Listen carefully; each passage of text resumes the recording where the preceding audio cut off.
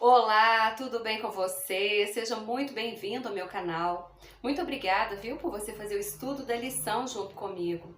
Eu fico feliz de verdade de saber que eu não estou sozinha, que existe um grupo de pessoas que, assim como eu, são apaixonadas pelo estudo da lição. Vamos falar com Deus?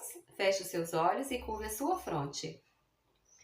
Nosso Deus e nosso Pai, graças te damos, Senhor, porque mais um dia vamos estudar a lição. Senhor, nos ajude a entender aquilo que estamos estudando, a colocar em prática, a ser pessoas melhores a cada dia. Senhor, perdoe os nossos pecados, a pequenez da nossa fé.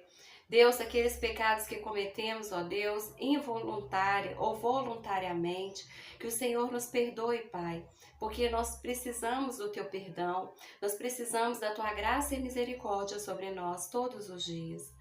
Senhor, nos ajude a viver nesse mundo de uma forma diferente, a mostrar que somos pessoas diferentes, que somos pessoas que temos vida com Deus.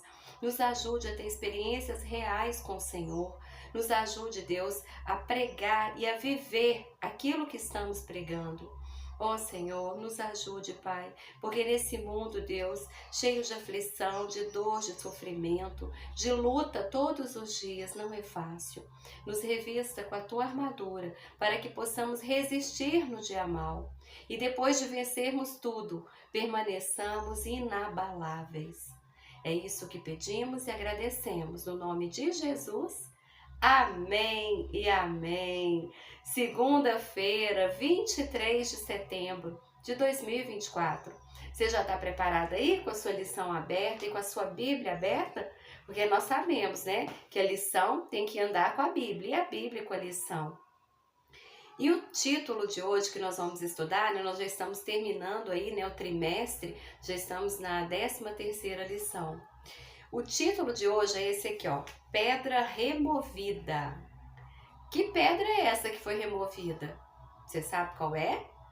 Nós vamos estudar agora. E já começa com uma pergunta. O que essas passagens têm em comum? Mas que passagens são essas? Marcos, capítulo 16, versículos de 1 a 8 e 1 Coríntios, capítulo 15, versículos de 1 a 8. Todas essas duas passagens vão falar da ressurreição de Jesus. Né? Você vai ler aí Marcos 16 e eu vou ler aqui para você 1 Coríntios, capítulo 15, versículos de 1 a 8. O que o apóstolo Paulo escreveu? Começa o título desse capítulo aí 15, esse aqui, ó, a ressurreição de Cristo, penhor da nossa ressurreição. Irmãos, venho lembrar-vos o evangelho que vos anunciei, o qual recebestes e no qual ainda perseverais. Por ele também sois salvos, se retiverdes a palavra tal como vô-la preguei, a menos que tenhais crido em vão. Antes de tudo, vos entreguei o que também recebi, que Cristo morreu pelos nossos pecados, segundo as Escrituras, e que foi sepultado e ressuscitou o terceiro dia, segundo as Escrituras. E apareceu a Cefas e depois aos 12. Depois foi visto por mais de 500 irmãos de uma só vez, dos quais a maioria sobrevive até agora, porém alguns já dormem. Depois foi visto por Tiago, mais tarde por todos os apóstolos, e afinal, depois de todos foi visto também por mim, como por um nascido fora de tempo.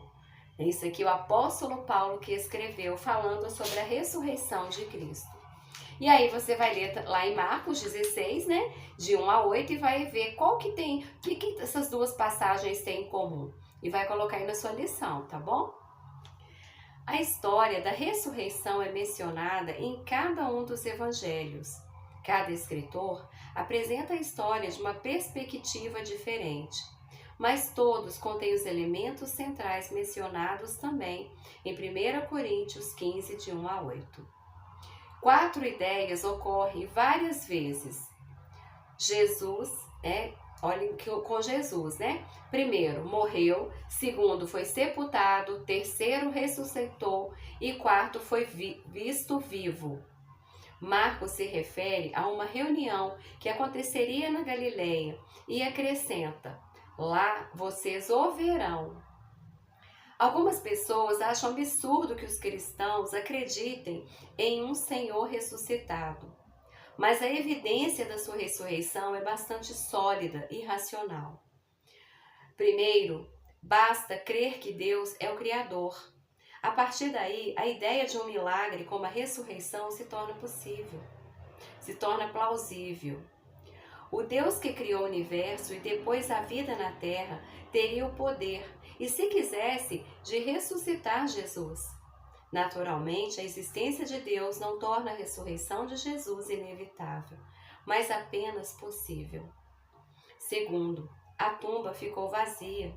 Os historiadores ateus aceitam esse fato.